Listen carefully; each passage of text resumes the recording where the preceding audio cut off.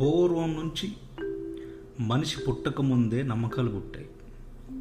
ఒక మనిషి ఎప్పుడైతే నమ్మడం మొదలుపెట్టాడో అప్పటి నుంచి ఎన్నో అద్భుతాలు చూశాడు. ఈ రోజుల్లో నమ్మకం అనేది సమాజంలో మనుషుల మధ్య ఎలా ఉందో చెప్తా.